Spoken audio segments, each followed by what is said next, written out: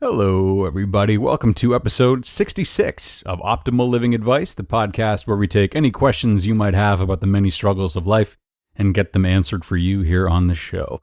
I am your host, certified life coach Greg Audino. Today, we are going to be hitting a couple of the big ones, really. We're going to be talking about loneliness and depression. Certainly right now, everyone's wondering about them as we have to stay indoors for a bit. So let's see if we can help the man who sent this question in and hopefully one or two others as well. Here's the question. I live alone. What do you do to keep loneliness and depression away when you can't work and can't socialize, especially if you're already prone to loneliness and depression and getting out helps?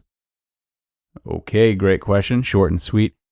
For anyone listening to this in the way future, by the way, do note that this question was sent in during the coronavirus pandemic, so if you find me alluding to what feels like abnormally long periods of time in isolation, well, that should answer that. In this time, I've got to think that a lot of people will be facing the same feelings, especially depending on how long this goes on for.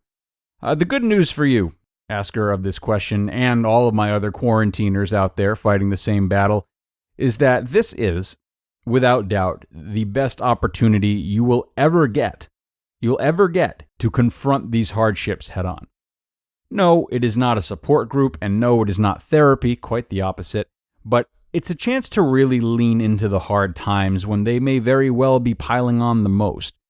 And for what it's worth, in this way, you are very much not alone.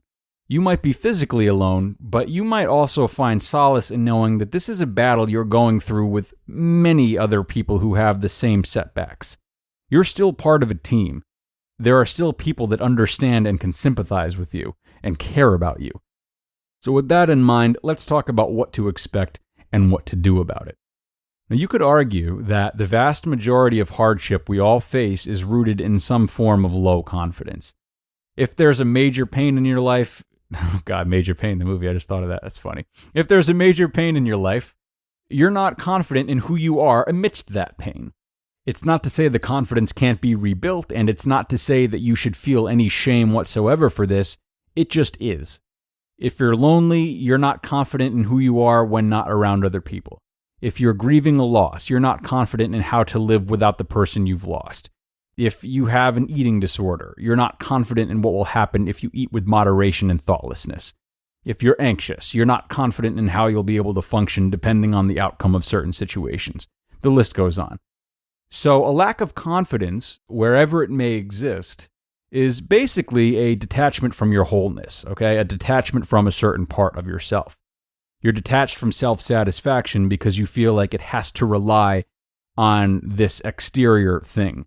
Being around people, having your loved one back, eating in a specific way, controlling outcomes to situations, respectively, to the list that I just made.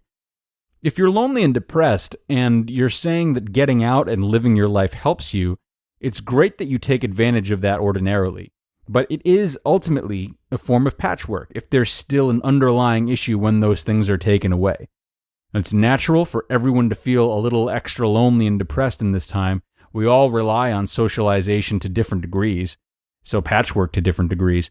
But any time our struggle spikes significantly when we're absent of that which we usually rely on to help us feel better, we know that we're sort of solving the problem in a paycheck-to-paycheck sort of way, understand?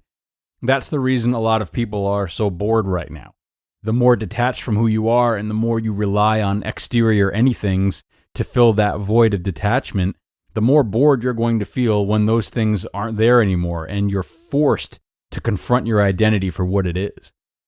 And now, whether it's you facing your loneliness and depression, or the bored people facing their boredom, or whomever, you have a very, very good opportunity to make lasting change. Like I mentioned, it is in this period that I think two things are really useful. So the first is to evaluate yourself.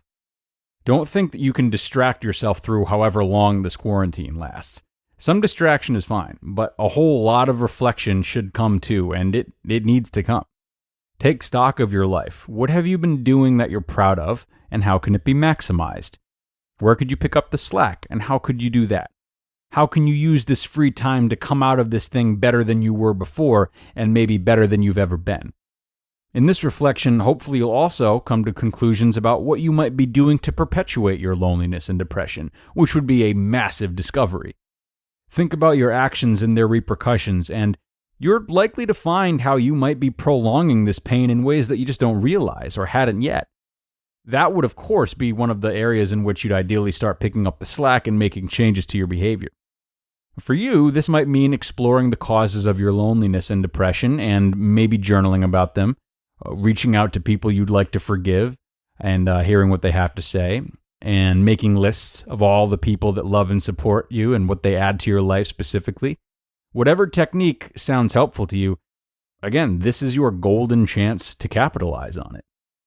Amidst your evaluation, you should also make a point of honing in on your values. If done correctly, that will springboard you into the second practical use of your time, which is to maintain those values and experiment with values you've not made time for by getting a little curious. So try new things that sound fun and things that you think could add value to your life. Also hammer home the things that you do like in a way that's fashioned for the quarantine. If you like learning, then spend lots of time reading. If you like exercising, create some freaky deaky bodyweight exercises. That's what I've been doing, and I'll tell you, I feel fantastic right now. Here's the thing.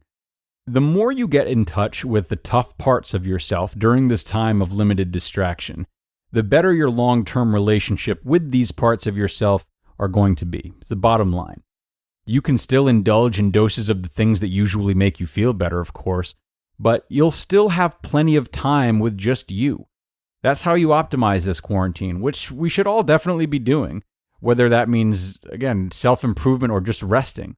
For those of us who fall short, however, and come out of this thing thinking they could have done more or done things differently, things still aren't that bad because we're all getting the test of our lives right now.